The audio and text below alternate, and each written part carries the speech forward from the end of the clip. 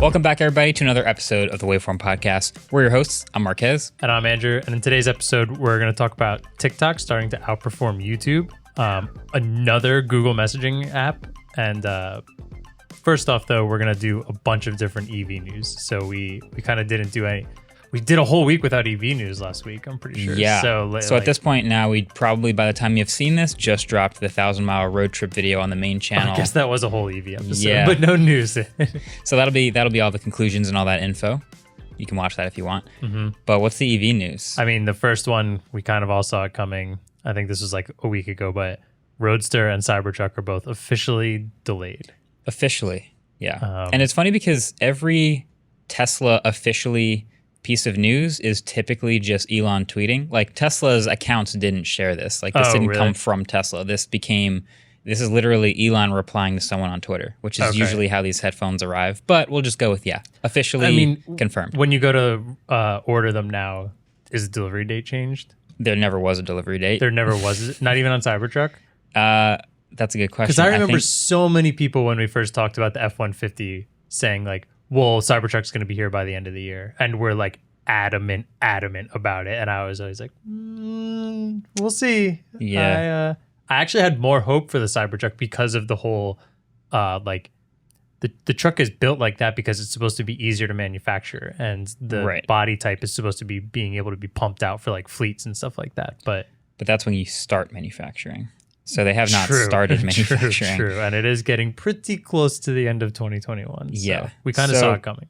I'm on Tesla's site right now. Cybertruck does not seem to have a delivery date year anymore. Okay. I suppose they removed it, but it's definitely not coming out this year. Yeah, for sure. And I think the one thing that keeps coming up is the order of suspected releases. Cybertruck was announced after the Roadster, technically, unveiling. But it is definitely a priority to come out before the Roadster. I think they've talked about this. The more likely useful vehicle for Tesla, Cybertruck with the 4680 batteries. They might even be more likely to refresh Model 3 and Model Y with 4680 batteries before they do Roadster at the end. That's dessert. That's how Elon always phrases and explains it. So priority on Roadster is very low and always will be. I'm personally totally fine with that. I wasn't expecting it to come out anytime soon, but this is confirmation that... Cybertruck or Roadster you're talking about? About Roadster. Okay. Roadster will be at least 2023, which to me means 2024 at the best. It's not going to be on time. It's such a shame. They've had some of these pre-order payments for a very long time. I mean, just the amount of money they could have made off of those if investing them or something like that. Well, that's been their thing, is if any of these people, including myself, used the money we deposited and literally just bought Tesla stock instead, what that would have turned into is and it's not just Tesla doing it anymore. I don't get why like Ford's doing it, Rivian's doing it. Canoe's doing these this is much less. It's the $100 refundable ones. I don't love that. That's not a thing I like at all. It's a very EV thing. I might not have been in the car world long enough to notice this, but I don't really see that many regular gas cars taking $100 deposits 4 years before they're supposed to get announced, you know? The only thing I can think of is, well, not $100 deposits, but I'm sure some of those top end brutal supercars are doing stuff like that. But you're right. Nothing for the average consumer is doing stuff like that. As far as I know, maybe something, but it's not a normal thing. But anyways, we'll move on. VW released a concept tease of it's called the ID Life. It looks kind of like a mid-size hatchback, so not quite like a crossover. Very, very boxy, almost like the old Scions. Now, this is a concept supposed to come out in 2025. I think the biggest thing here is we're seeing a price tag of what's supposed to be around $24,000. And that's just a price tag that I think EV needs to hit and needs to hit as fast as possible. So that's the main reason I just wanted to bring this up. I agree that that's a price tag that's admirable. I just had to look up the article to see a date. They're saying 2025. Yeah. Okay, fine. So about 4 years. I would love to see that way sooner. I mean, any car. It's not even just Volkswagen. I don't care that this is Volkswagen at all. I just want to see an under $25,000 EV that has admirable range. I'm talking at least over 200. I think that's the key, is these powertrains are the main cost driver of what prices these cars. I mean, we've all talked about Tesla interiors in the past. That's not why they're expensive. It's No. because of the motors and the batteries. Yeah, for sure. So what we're really talking about is when can we get a $24,000 good mass-produced, high wattage, like decent sized battery in a car. I would be willing to bet Tesla will get there first, and I don't know when that will be, but it's nice to see others also committing to the same thing. I'm also looking at the picture of it, and the picture is kind of strange. It looks kind of like something I'd see at CES. You know, it does look very CES. It's the lights and the front thing. I said they kind of looked like e-paper almost. Like it just looks like lights that are just kind of glowing and not really actual lights. But again, it's a concept. Like no part of me thinks it will look like this picture at all. Yeah. I don't know if I think Tesla will be the first one to get down that far. My main reasoning behind that is because like the cheapest one you can buy right now is 40. Like 15,000 is a big difference in cars. Yes. I mean, I think they're the most advanced out of all of them for sure. That's why I'm betting on Tesla. Yeah, they're selling so many cars at these higher price points and everything. Are they going to now develop another one? I mean, we just saw Cybertruck get delayed. I don't even count Roadsters being delayed as like anything. I count towards their regular manufacturing because, like you said, it's like their cream of the crop top line, not major selling one. Yeah. I don't know that I wouldn't doubt if we see something like, which we'll talk about next, Toyota or Honda or one of them maybe getting there. I just hope there's one before 2025. Before 2025. Yeah, I think there's no doubt in my mind they're all working on it. I just think if we're waiting for the first generation of each of them, and we're also seeing Tesla's like fourth generation coming out soon, there's a pretty good chance the ones that have been working on it the longest and who have gotten the furthest will be the first to get to this next step.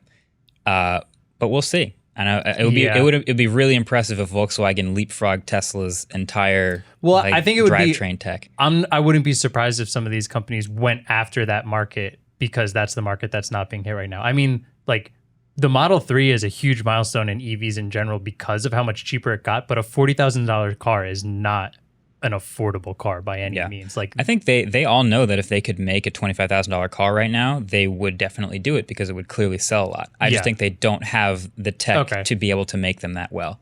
So it's who's going to get the batteries, who's going to make the drivetrain efficiency, who's going to do it first. So we'll see. Also, these interior pictures are wild. I don't think I even. If you think Tesla's, dude, it reminds me of that like total bullcrap concept car that BMW showed us, which just like, remember we sat in and they're like, don't scoot across the back seat. It doesn't actually have supports in the middle. It's basically cardboard. And like, this was funny. No part of me thinks that this is what the interior will look like. If it's a $25,000 car, like it'll be very plain on the inside. 2025 though? 2025. Maybe. It's got a yoke for those who are listening to audio only. It has a yoke, and look at the back. It appears to be using your smartphone as the main and only display. So you know how Model 3 has one display in the middle, and that's like your speedometer and the map and everything? It looks like you don't even get that. You just put your phone there, and maybe that's saving a lot of money, but that's a very interesting concept. It looks like if the like BDI is like this modern furniture company that we buy a lot of. It looks like very like mid-century modern interior, like doesn't look like a car. Also the the gas pedal has a play button and the brake pedal has a pause button. That's hilarious. Which is so dumb. And there's like some touchscreen stuff. This concept is ridiculous. I mean, like if I was in a video game and I play this, I'd be like, this is really unrealistic. It is, but you know, when they say it's the future, wait, what? And it's a couple years out, I'm just go to picture 18. 18. I'm going to just describe 17. This. The front dash like has a giant screen that pops out. I did a demo of this. Okay, so Volkswagen's basically banking on the fact that autonomous vehicles will be so good by the time these come out that you can just completely ignore the outside of the car. And you do have a wheel there for takeover when you're manual, but you can just cover the windshield in a blackout shade and put a movie up and watch it instead of looking out the windshield. Yeah. I had way more hopes for this and the further into the pictures I clicked, the more I think this is just I don't know. I don't like it's very wishful. I don't like seeing all the wishful parts of this. Like I'm just wishing for a cheap EV because I want to not have as many pollutants in the air and like do something that's towards going green and affordable. This is like, I don't. Yeah, we'll see. This feels ridiculous. My biggest skepticism is actually in one of the specs, and when you project this far in the future, it's kind of hard to get specs right in tech because tech moves fast. But they're saying 57 kilowatt hour battery, 250 mile range. And this is apparently with the European WLTP testing cycle. I don't know how accurate this is going to be, but I'm hoping by 2025, 250 miles of range is like a base. I would hope that's what I mean about this, because we have the Mini Cooper that's like 22, right? 22,000, but its range is like 100 miles. 100 miles. So like, if you're in a city, that's great. I want something that can do at least 200. Like you said, 250 should be like the absolute base for EVs we're looking at. But just that, like, the biggest thing of that $25,000 price tag is once you get 3 years into that and you have used cars, you're starting to look at under 20,000. And I think the used EV market's going to be huge because they should potentially last much longer than gas vehicles. I just think that's a milestone we have to hit. Yeah. We'll see. We'll see who gets there. Yeah. All right. All right. So next up, we have Toyota claiming that it's going to invest $13.6 billion into car batteries over the next decade. I think this is really important. Toyota is the largest car manufacturer worldwide by volume. I mean, it's Toyota. If you're driving out on the street, you're seeing a Camry and a Corolla, probably almost every other car. They're gigantic, but we haven't seen them, like, they don't have an EV yet. They have one concept car with no date as far as I know. Yeah, it's weird. It's very strange to me, especially because they are the people who started the whole kind of like better gas mileage movement with the Prius. Yeah, the Prius is like one of the best fuel economy cars out there. Yeah. People love that thing. And Toyota hasn't made a pure EV yet, a battery EV. Real quick, do you know when the first Prius was sold? What year? Yeah. I'm just going to spitball guess like 2004. Pretty close. The first one in Japan was in 1997. Whoa. Then worldwide, they were first sold in 2000. So the Prius has been around for a really, really long time. It has. So that is crazy to me that Toyota's been working on this type of car. I mean, it's a hybrid, still has electric motors. It's very different, but it's still trying to make, kind of a greener emission. 20 years and they still don't have an EV out. That's crazy to me. One of my professors, I've tweeted this before, but one of my professors from college once told me you should never give a presentation with a number in it without some context for that number.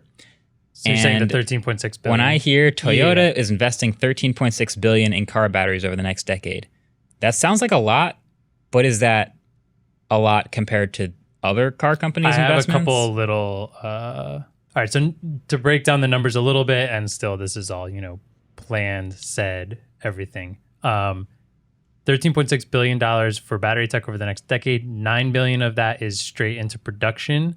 Plans to have 10 battery production lines by 2025, and then another 70 across the world after that.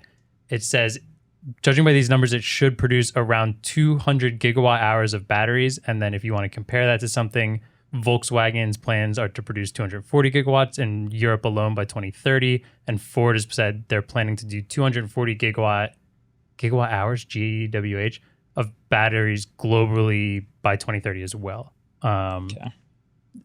And then, Adam, what did you just say? You said Tesla just invested $12 billion last year? $12 billion in 2020 over the next 2 years into electric cars and batteries. Yeah, but Tesla only makes electric cars.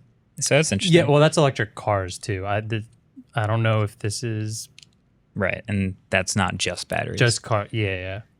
I mean, like I said before, Toyota. I just like seeing Toyota going into EVs in general. I think they're a great car company. I think it's another one where we've talked about how the F-150 is so important to EVs because of the loyalty behind the F-150 line and pickup trucks in general. Toyota is one of those companies you just think of customer loyalty behind it. And I think they would be, especially globally, like they're very popular in the US, but they're even more popular overseas. Yeah, they're everywhere. Yeah. Yeah. I the more competition, the merrier. I want to see every car manufacturer attempt to make a good EV as soon as possible. As soon as possible. That's what, this to me is like, I'm glad I'm hearing that Toyota, but I want you to do this faster. I want you to have an EV car out here. They have this like, it's called the BZ4X. It's like a crossover SUV because who isn't attempting to make a crossover SUV at this point? But I just want them to go faster. I like their cars a lot. In fact, I mean, we wanted to talk about it on here. I'm at the point where my car it's at the end of its life. I think I need to get a new one by the end of the month. Been debating a lot of things. You probably would assume I'm going to get a Tesla because of how much we talk about it here, but I've decided not to. Already decided? I've already decided. I'm between a couple different cars.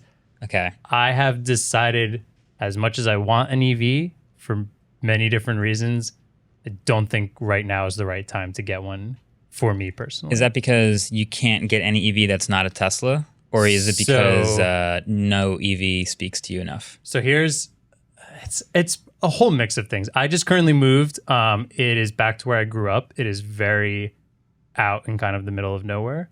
I love it. I absolutely love living out there. I love Tesla. I really, really like the Model Y. It would probably be at the top of my price point for a car. But my biggest concerns with it right now are I don't have a single Tesla service center within an hour from where I live. I see that being a big issue it's one of those things where like most of the time it's probably not an issue, but when it is, that just feels like an absolute nightmare. I worry about how long it takes for Teslas to be repaired. If it's something they do a great job with their loaner car program from what I've seen, but if it's something that's your fault, I'm assuming they're not covering a loaner car. Like if I get in an accident or anything like that, that's something that worries me. Yeah, it definitely depends on the situation, but yeah. I mean, and that's true with a lot of things, but so repairability is something that worries me as well. And then I think last but not least, I mean, price is obviously high. I just bought a house. There's a lot of new bills that come with that. We're trying to start a family. There's going to be a lot of bills that come with that. And so the insurance, from what I've seen, is quite a bit more expensive around here as well. Just all of those things kind of adding up. I have one supercharger on my commute home from work, but to me, that's not even an issue. I think one thing I love about EVs is starting with I've said this a million times.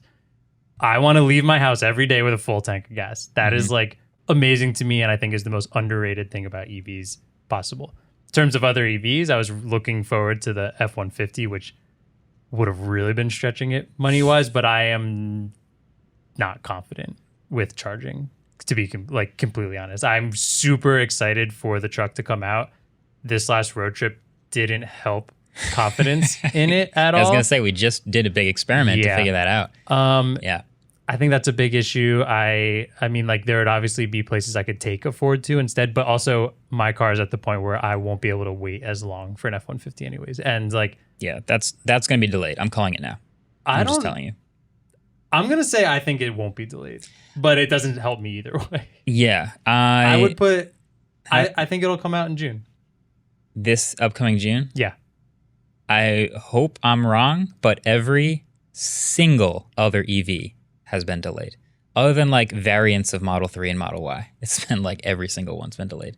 So I hope I'm wrong. Maybe Ford will be first. I don't know. Was Mach-E on time? I don't remember exactly. I don't think so, but hopefully I think they have too much riding on it for it to be delayed. I think it would be a huge blow to it if it were delayed. But yeah, so yeah, I'm most likely going to get, I think, a RAV4 probably, or an Outback or a Forester. I really like something with storage. I like something with all-wheel drive. I've been looking at a Tacoma also, but they're pretty pricey as well. I do live out in the middle of nowhere now. A truck would be really nice, but I need something with at least some storage. So RAV4, Outback, Forester. Yeah, it reminds me of what Doug DeMuro said. He was like, they're kind of all good. Like you can't really go wrong. It's hard to go wrong. I appreciate Subaru and Toyota are supposed to last for a very long time. I mean, my Impreza has 180,000 miles on it right now. I'm still driving. I just know I'm like one day away from it breaking down on the side of the road and me not wanting to deal with it. I want to play like the devil's advocate and like try to convince you right now to get a Model Y. I don't know how I would do it. I love the Model Y. I absolutely love the Model Y. Is there a service, a dealership, I guess, of like Subaru and Toyota like near you, I guess? Much closer. I could ride my bike to a Subaru dealership near me if I wanted to. I have 2 Toyota dealerships within 10 minutes of me. There's plenty of dealerships everywhere. I could probably hit 7 Toyota dealerships on my way to a Tesla dealership. There's so many. It's just it's a tough spot right now. I think it's like, actually, one of those 2 just got hit by the hurricane in New Jersey also. So they're going to be down for a little bit. So that's also really tough. The service center that I picked up my car from, we just had this Hurricane Ida come through. Shout out to climate change. Once in a generation storm. Freaking EV so bad, yeah. Our fourth 1 in 200 year storm, and shattered all the windows and the roof collapsed. So now they had to move all of their deliveries to a different service center and like get stuff out of there, and they shut that down for at least a couple weeks. I don't know how long it takes to fix the roof, but that thing's gone. The superchargers there still work. You can still plug in and charge, but that is one down. But yeah, no, that's like one of the things I was always thinking about when I recommend a specific EV, especially Tesla. Yeah. It's like you don't do nearly as much maintenance. Like you maybe go in every 10, 20, 30,000 miles, however many you want to, just to get a checkup or whatever.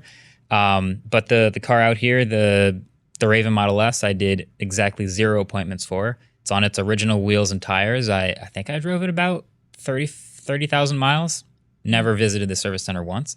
Yeah. But the one chance you do get an accident or you do have like a nick in the bumper, you just need something to go to the car and you need to go back to the Tesla service center. Then that's the question of like, how close is it to me? What's the loaner program like? What's the service like? And that's always a question mark. I mean, we just had Vin couldn't come in for like 3 weeks because somebody hit him, not his fault at all. And his car took 3 weeks to fix that. And it's just like, I can't not have a car for 3 weeks. Or then I'm spending on a rental car. Like that's a ton of money. It's just, it's hard to do all that. And it's a hard thing to just like, I don't know. I think some people like I said, part of it is because of where I moved to, made it much harder. I would kill for a Model Y.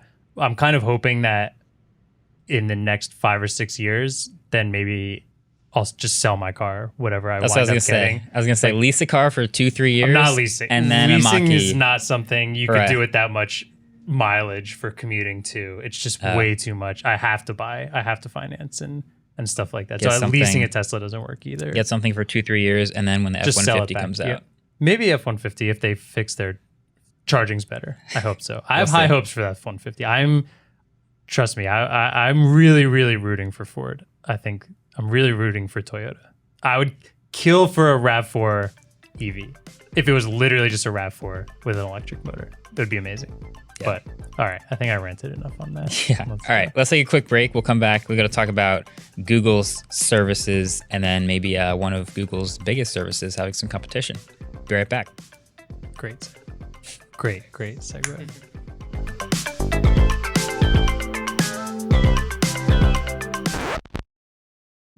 All right. Back from break. We argued a little bit behind the scenes, and we're doing We got a bet. Yeah, we got a bet. We just want to know if Ford's going to hold up their promise. So we looked up on Ford's website. They're promising F-150 Lightning deliveries will start spring 2022. Yeah. So if I'm betting it's delayed, June 21st is the last day of spring 2022. Yeah. I'm betting first deliveries are after that. Okay. You're betting that they meet that. Yeah. And do we want to do just like what is first deliveries? I don't want to count it if it's like one truck gets delivered or something like that. Do you have a metric or will it just, it's gentleman's like I want to be able to find a customer who just makes a video of their truck on YouTube. Okay.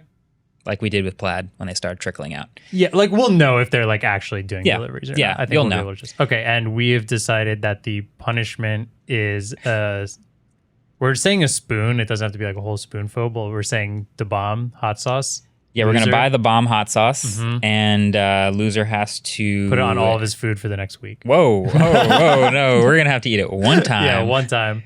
One teaspoon of it on the podcast, right in your mouth. On the podcast. Yeah. Sure. Oh, sure. Yeah. For sure. All right. I'll buy the bomb. Okay, cool. Cool. And you let me know what kind of hot sauce, what you put your hot sauce on so I can get that for you too. Oh, we can put it on something? Yeah. Okay. I'm just saying you're going to lose, so you should tell me what you want it to be on. But yeah, vanilla ice cream with extra lactose. Perfect. Okay. But we also wanted to talk about Google for a little bit. Of course. Now, there's a variety of Google stuff to talk about. We obviously have seen a long history of Google messaging services over the years. We have. So I saw this headline, and we just added it to the Waveform Slack just because like we wanted to come back to this. but it is yet another Google messaging app. Yeah. Sort of, yeah. What is it? So it's Gmail calls now. Yeah, so it's essentially like a Google Meet video call, but you can do it straight from the Gmail. I'm assuming in browser. They're doing like a Gmail redesign, right? Right. So it's a way to make video calls basically from Gmail. So you can do it straight in the app, even though I believe it's using Google Meets as like the platform for it. So they're not like making a new platform.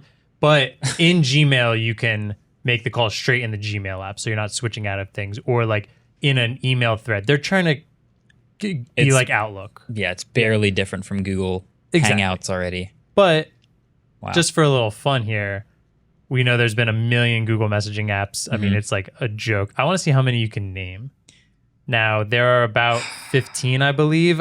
15. 11 of them. So it's like they have SMS, they have email, and they have like video conferencing. They also have like a couple, they just called them collaborations with some other messaging things. I won't be that upset if you don't get those, but I just want to see, messaging inside of Google Slides, Google PowerPoint, Google Sheets. Pretty much, yeah. Google Docs chat is one of them, which is like, okay, I have them in the document, but they're highlighted black right now. I'm worried if I highlight these, you'll see them. So let's just tip this a little bit. Yeah. I want to see how many you can get. So active or all time? Ever. No, because how many are active? Actually, if you could even name if they're active, I can't. Because we had no way of confirming that. Yeah. I was just thinking of like Google Buzz and Google Plus. Okay. So I know we have Google Messenger on my phone. That's your SMS app. We have Google Hangouts also on my phone. Okay. I also have Google Duo and Google Allo. Okay. I'm not even sure if both of those still work. I think Duo still works. Allo, not so sure. Okay. Then we have, so Google Meet is the video conferencing app, kind of like Zoom. Yep. It's already 5. That's already, you should be done. But now there's this you're missing the most popular one. Chat? Which is, just think about like, it's what we just talked about. The new phone call thing in Gmail, like GChat? No, it's just Gmail. Oh, Gmail. Yeah. Okay. It's a messaging. You know that. Yeah. Okay, messaging app, sure. So Gmail, that's already 6. And you said Google Chat, right? Yeah, Google Chat. So Hangouts and Google Chat and Gmail are all in the same window at the same time next to each other, which is hilarious. Yeah, Google Buzz and Google Plus were kind of, Google Plus was a social network. Google Buzz was kind of, what was Google Buzz? I don't even see Google Buzz in here from what I have. I think that was also a social network, so I won't count it. Yeah, but Google Plus is a little harder because Google Plus had certain things in it. Oh, God. Which is... Oh, it had messaging. You could message people in Google Plus. I have 3 different Google Plus apps listed here that are all different messaging things. Oh, so Do you remember any of them? I don't know what they're called, but in your profile, you could message someone in Google Plus, and it wasn't Gmail. It was inside of Google Plus messaging, I guess. There's also YouTube, by the way, which used to have a messaging system. Fair. Yeah, that's not listed here. Oh, my God. So I have Google Plus Huddle. Oh, yeah. One's called Google Plus Hangouts, which I'm assuming just kind of turned into regular Hangouts, or if Hangouts was already... Hangouts was already a thing. This Verge article I'm looking at has Hangouts and Google Plus Hangouts. Wow. Okay. And then I also have Google Plus Circles, which that is just the regular, like, kind of like a Facebook wall. That was the mechanism for talking to groups of people in certain parts of your Google Plus network. Okay. So like a Facebook group more so. Yeah. Okay. Yeah. Something like that. Yeah. Wow. So Google Docs chat. Good job on that one. That was one I didn't think. Because we use that one. We do. It's over here on the side. The note system. Yeah. I guess we never use the chat too much. So we said there's something called Google Talk. Google Voice, they consider. Oh, yeah, I have Google Voice. Google Voice can be SMS. You said Google Messages. I have Android Messages, but same thing. Yeah. Google Wave.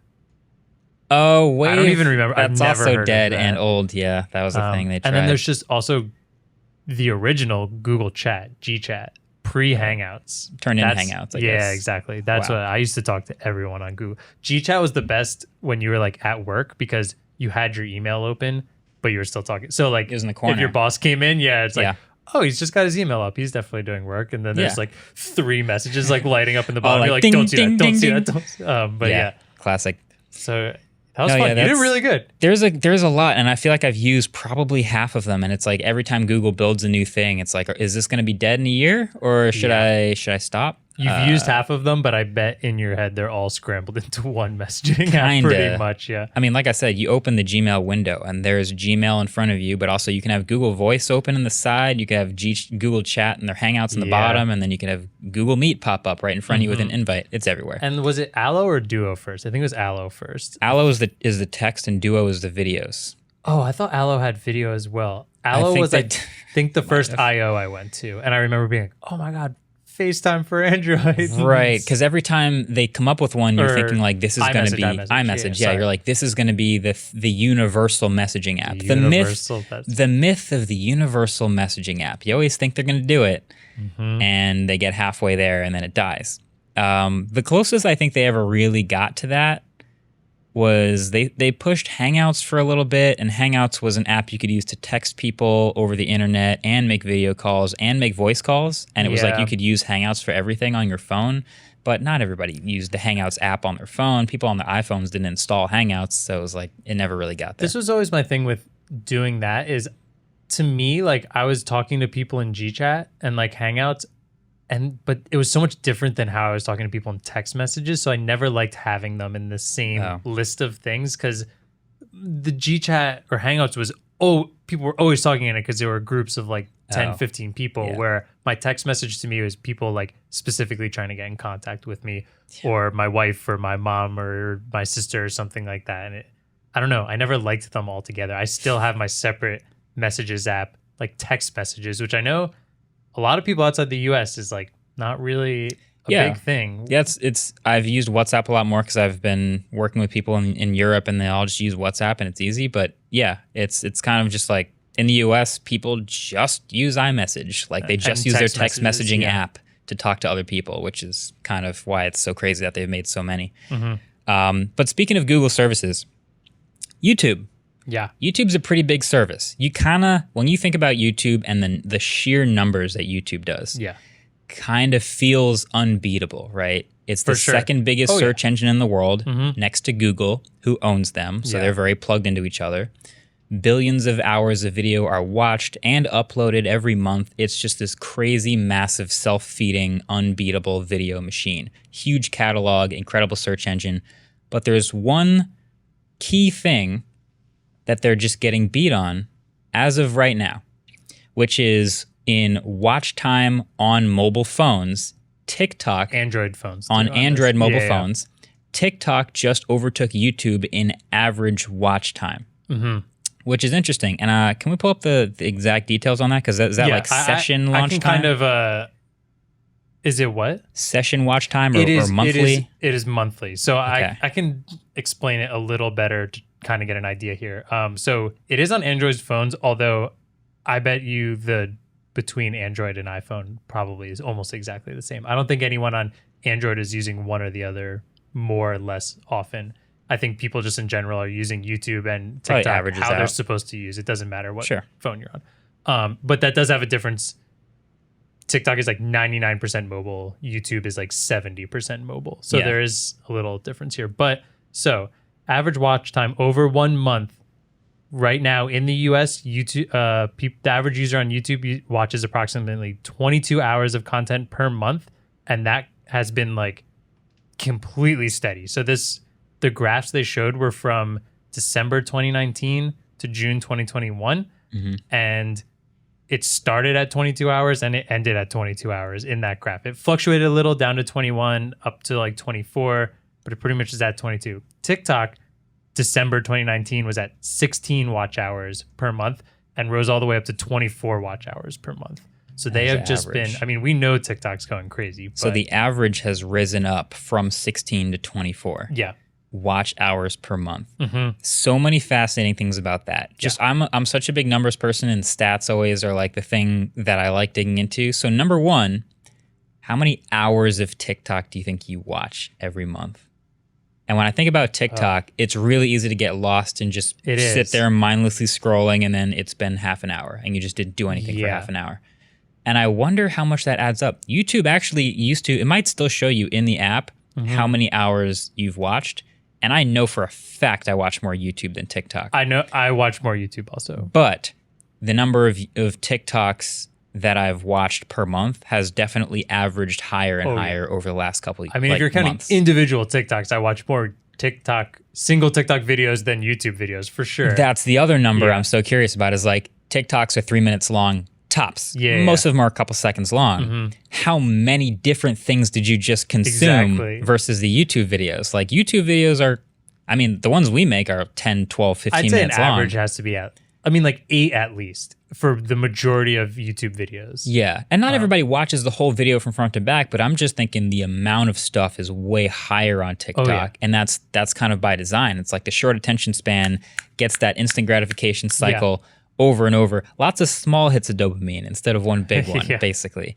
But then the last one is if the way I just think about this stat, the average watch hours have gone from 16 to 24. That means that there are a lot of people who are watching more than 24 hours of TikTok every month. There's only 30 days in a month. There's people probably watching 30 hours a month. That's an hour of TikToks every day. That's so many TikToks. It's a lot. If they're 30 seconds each, that's an insane amount of TikToks. Yeah. Of different things that you're watching. Like, you got to be spending so much time in that app. And this is, at the end of the day, the thing that I know YouTube's after. We always, if you talk to other creators, they're always talking about the algorithm and the mysteries behind it and the sort of opacity of knowing what YouTube's trying to do on the platform. But the one thing I feel like I always know is they're always trying to get people to spend more time on the site.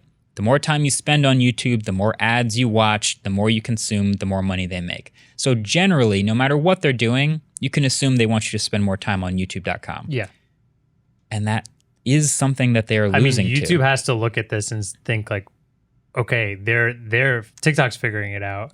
Why don't we figure it out? And we have videos that are longer and have a better chance at keeping you on that long. Right. So we have YouTube Shorts now, which is like this is a real thing. Like they clearly made it as a response to TikTok, and they've built the carousel and they have their algorithms, and you can spend time scrolling 30-second videos just like TikTok. You can do that now on YouTube.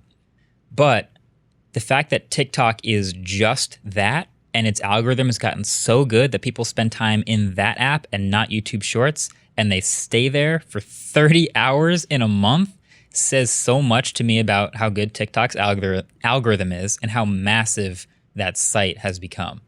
The funny part is, as a creator at the end of the day, the content strategist inside me is like, that doesn't make me want to become a TikToker. Like, I see a lot of people on Twitter just being like, oh, so Marquez, you're going to pivot to TikTok now, huh? You're going to have to chase those views on TikTok. It's like, no. Most people who are blowing up on TikTok, which is happening to a lot of people, end up migrating to YouTube anyway. The money making because in other spots. All of the other systems are in place on YouTube. It's the most stable. It's the most monetizable. It's the most valuable. You don't see TikTokers making a Substack or anything. It's or if they do, they went to YouTube first. So, and you also hardly see it. I mean, you see it the other way around, like people on YouTube going, oh, wow, okay, TikTok's blowing up. We should make more short form stuff. We should make YouTube Shorts. We should make TikToks. And you go over there, but you don't see them leaving YouTube behind to jump to TikTok. It's to get more publicity. It's to bring people back to YouTube.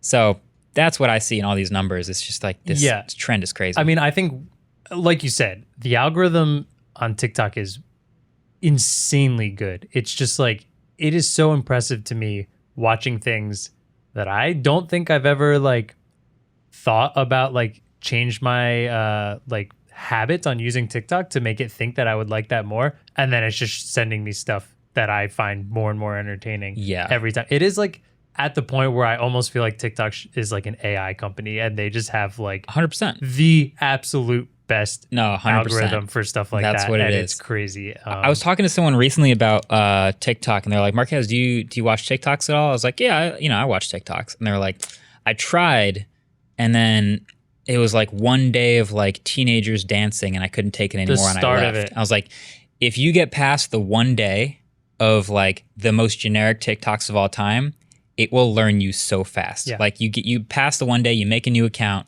and it's like it learns from everything you skip, everything you pause to watch the whole thing, everything you watch twice, everything you like, comment on, engage with, everything you do is instructing that algorithm on how can we make you stay here longer. And that learns you so fast. It's gonna pull things from all over the site. Fluctuates like so often, and it's like it's following it.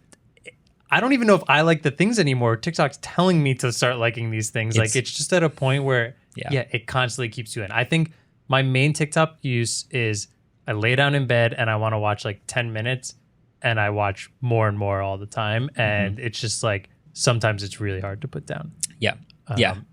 I usually want to like aggressively put down the phone once I watch a good one. That's what I always say, one more good one. Yeah. One more good one. Got to end on a good one. Yeah, it's hard. There's a lot of good ones out there. No, another interesting number I'm seeing in this article, this is a Verge article, we'll link in the show notes. YouTube has 2 billion monthly active users. Oh yeah, YouTube's still bigger. A lot. But that's why it's so interesting. TikTok has 700 million compared to that 2 billion, but those 700 million are spending a higher average amount of time. Yeah. So the total number of hours will be less for TikTok, but the average per user is now higher. Yeah. So as TikTok continues to grow, it will probably approach YouTube in that total number. I don't know when it'll approach YouTube. I don't have the context. I wish I had like the chronological number of totals. But yeah, average per user is pretty impressive. Now they'll be focusing on like, Instagram has got to be looking at this like, we made Reels. Why are people not spending 30 hours a month scrolling through Reels? Yeah, Instagram's definitely a closer competitor. You were just talking about YouTube Shorts, and I don't think I've ever heard a single person or seen a single person looking through YouTube Shorts. I only ever see them when they're just in my subscription box as someone I follow posted one. I still hate that is like part of the same ecosystem together. It's weirdly mixed in, yeah. No, I've scrolled through Instagram Reels mindlessly for a little bit. They're not as they seem like they're kind of siloed. Like it seems like I mostly get car reels, tech reels, and that's kind of it, I guess. I get all rock climbing ones. And it seems like they're very specific, where like TikTok's more willing to like plug you into more things for fun because it's only 12 seconds. Like if you don't like it, the next one will be another rock climbing one. Like we'll just try other stuff on you. Yeah. And when it finds more of those things, then it's able to feed you more and more because, hey, we've got a whole new library of all of these like truck TikToks that you might like. It's just out there. Now Spotify has this, and I think it's pretty good. But when you make a playlist in Spotify and you reach the end of the playlist, it starts just playing songs it thinks would be good in the playlist. Sometimes it's really good. Sometimes it's terrible. That's like one place where I'd love to see TikTok's algorithm of like, oh, it saw me. I don't know if Spotify knows if I like skip it if I don't want to hear it again because it suggested the same stuff before, but like I would love to see that incorporated into Spotify because there are times where I'm just like, I really like these 2 songs. I want more songs like it, and I just want it to auto create a playlist around that, and then know if I skip the song, I don't want to listen to it again. It's interesting. There's way less touch points. Basically, I'd be curious to see how well the TikTok algorithm could translate to other mediums. Yeah. In Spotify, all you can really do is skip the song. Or you can like it, but most people are listening to it in a car and you're doing like steering wheel controls. So there's no like button on my steering wheel for... Yeah, maybe you scrub back and listen to the song again or something like that. But other than that, there's not a whole lot of engagement. It's not like you're following the artist once you hear a song. Yeah. It's not like you're watching a whole... It's tough to like translate the TikTok way into Spotify. I imagine it would look something like... Here's a country song, here's an opera song, here's a random other rap song, and you just kind of like get plugged into a bunch of stuff, and it might not immediately relate, but once it finds what you like, then it gives you a bunch. It kind of does the like Discover Weeklies, which sometimes are pretty solid, but most of that is just mashing together songs it already knows I listen to. Like like you said, TikTok does this great thing of like, here's something you like, I'm gonna try and throw a curveball out here and see if they like it, and then if they do, I'm gonna throw more. Like, discovering music, I think, is kind of harder these days because no one listens to the radio anymore. You're not forced to listen to music because there's nothing else to listen to. So like Spotify having that would be really cool, I think. Yeah. TikTok is just an algorithm company. It's crazy. It's great. And so people feed the algorithm. The other weird, funny thing is I never search on TikTok. YouTube is still the place to go when you're searching for a thing. And that always made me think about the difference. I kind of want to talk to someone at YouTube or TikTok about this, of like, you know how when you hear about YouTube was responsible for like radicalizing this person because it fed them all these things. Yeah. It's like on YouTube, it can kind of get there where like you can have your homepage be filled up with a bunch of things on one topic, but it's not like tried hard to. Right. They've tried to avoid that, but at the end of the day, you have to search for stuff to watch, and you have to choose what to click on in a selection. That's what YouTube is. And on TikTok, it's just feeding you things one after the other, and that's such a different experience. Like those torture devices where they hold your eyes open and you're just like looking. That's at what's happening, and that's just made me think. Like, as a creator, I'm still creating for the person choosing what to watch. Yeah, which involves some search sometimes. It involves like seeing a title and a thumbnail and clicking it among a stream of other videos about the same thing. Like, all of that is one part of content strategy that we think a lot about, and TikTok doesn't matter at all. You just have to hook them in the first 2 seconds of the video itself, and that's all that matters. And that's it's fascinating to me. We should make TikToks. It's a really good point you bring up, though. That is like kind of the danger of all of this is just like getting stuck into an echo chamber super easily. And like while that's all good for you, you start missing the other side of the aisle. And whether you agree with it or not, always having that context is really important. So if you do get the chance, try and see outside there. But if you're just mindlessly scrolling TikTok while you're staying up way too late and then you're exhausted the next morning, it's probably not too big of a concern. I just think it would be so much easier to blame TikTok for like swaying my opinion about something than YouTube, because I just got fed a bunch of things versus like I went to YouTube and searched and then started clicking stuff. Cool. I'm gonna start blaming TikTok on everything. Yeah, TikTok is responsible. They're also dangerously close to the government. But hey, we'll take a quick break. We'll take a quick break and we'll come back and we'll talk about, you got a hot take, right? Is that what we're doing? Kind of, sort of, yeah. Okay, we'll do that.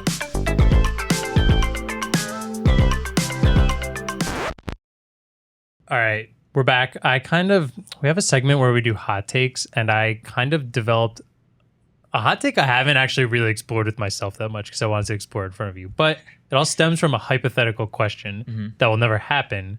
So it kind of makes no sense to be a hot take. But I wanted to ask you guys the question, and then we'll get into mine. All right, so we've seen a bunch of smartphone companies stop making smartphones, like HTC and LG. But if right now you could snap your fingers and a company had to stop making smartphones completely, who would you eliminate? And you don't get to say like, I don't want to eliminate any companies. We all agree that as many companies is the best possible thing to have, just for competition wise. Sure. That's why this is hypothetical. This is never going to happen. But like, is there a reason why you would kill off any company, or just maybe personal reason? That would be the real spicy take.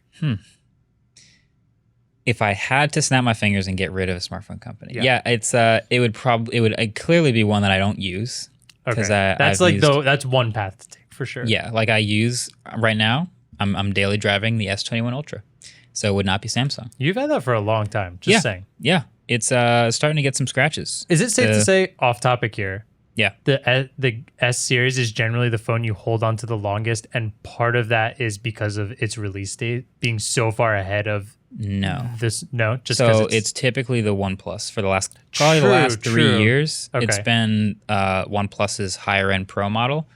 This one happened to be earlier in the year and has great cameras and a better screen, frankly, than the OnePlus. And I've just enjoyed the overall experience better than previous Samsungs. I'm not used to seeing you with a phone for that long. You've had this for a very long time. Yeah. So I went back from the Flip to that. But I got to get rid of a whole company, though, so I can't get rid of one phone. So it's not Apple, it's not Samsung, it's not OnePlus.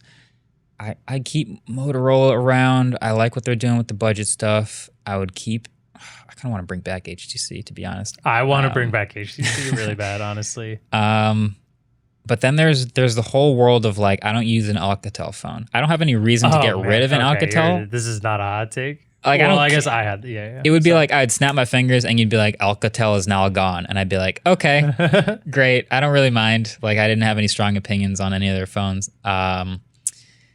If I had to do a hot take one, what if you had to do one that's popular in the U.S.?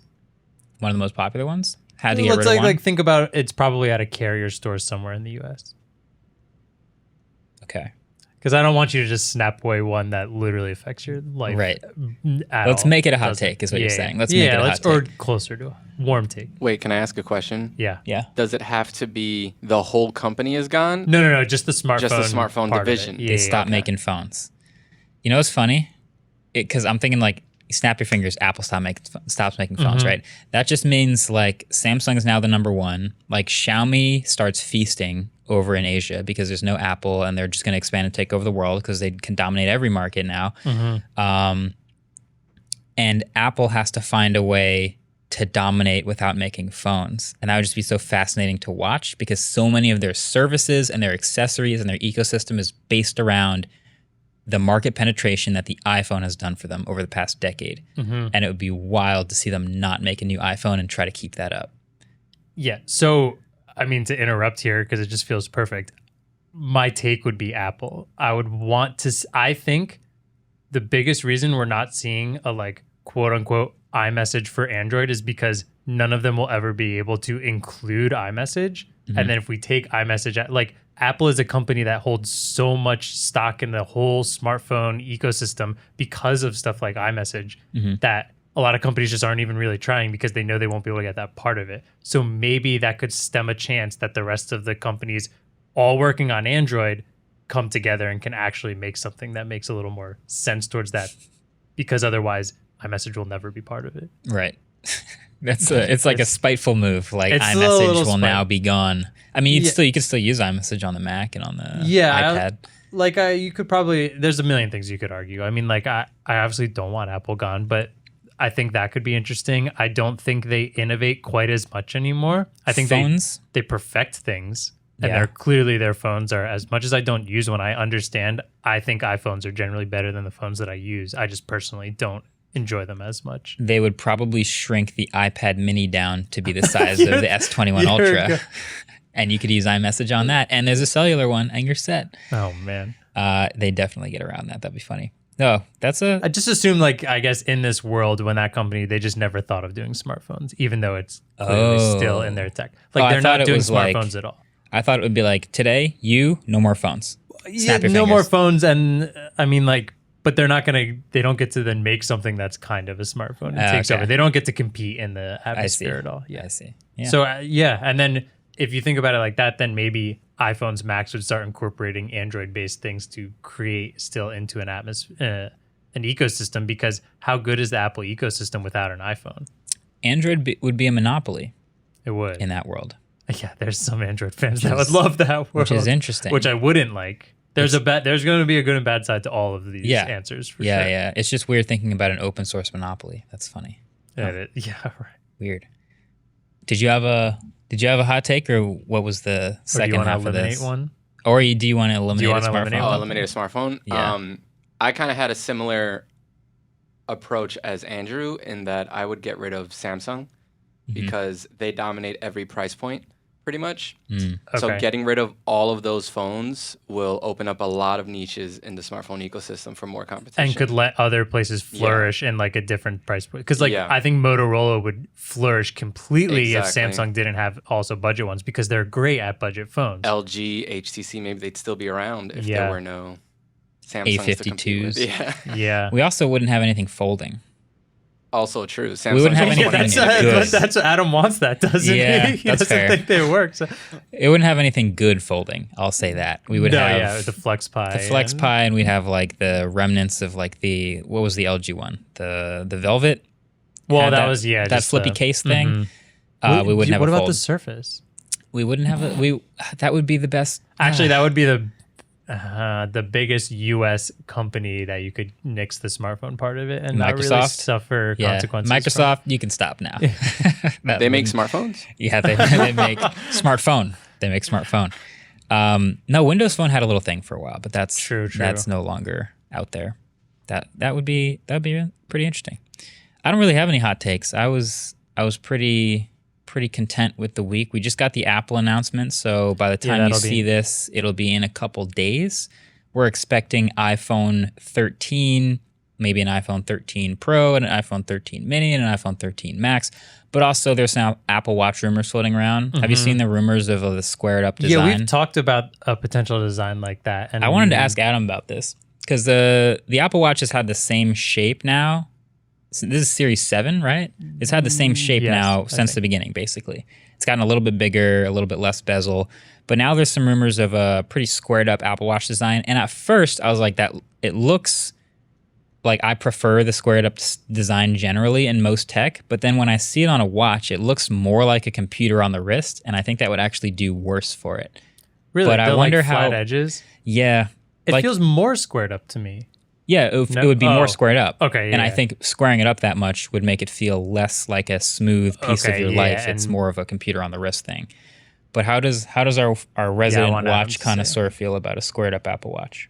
I hate it. Okay. I thought you said you liked it on Twitter. I like the way it looks. Okay. But I hate square watches in general. Okay. That's exactly how I feel. I don't like it as a watch, but I think it looks better than that Apple Watch now. Yeah, exactly. If that makes sense. Like if I were to own an Apple Watch. Because I don't think that looks like a watch. So it looks like a cooler version of what that is. But to me, I still think a watch feels circular. And like that's Apple probably Watch, a terrible way to think. Why should they all be circle? Here's a hot take. Oh yeah? I mean, it's already fact that the Apple Watch is the most popular watch on Earth. Yeah. Not denying So that. other watches don't look like a watch, right? The Apple Watch is the most popular watch. All those other circle watches are just the other watches, right? Oh, that's a hot take. Is that a hot take? I don't think that works. How do you think? I think that's pretty hot. It's like one of those stats that sounds really good, and then you realize the Earth isn't flat. It's like, most people, especially when you think of like young people who are buying their first watch, or I'm one of those people. My first watch was an Apple Watch. I see this, and this is how watches look to me. And I think a lot of people are in that boat. Now, a lot of older people than me are not in that boat. We talked to Mr. Wonderful on the podcast. He is not in that boat. He thinks an Apple Watch is a joke. Yeah. So, I think that's what makes it a hot take. But yeah, the most popular watch on Earth is this shape right now. The most popular watch model is that shape, right? Or is that comparing to like if Casio has ton of different type watch models, right? So like Casio might still make more watches than there are more round watches than Apple Watches, but the most popular individual watch is an Apple Watch. Yeah. Yes. So, that's just I think it goes more back to like what the first one was. Like the original watch design was circular.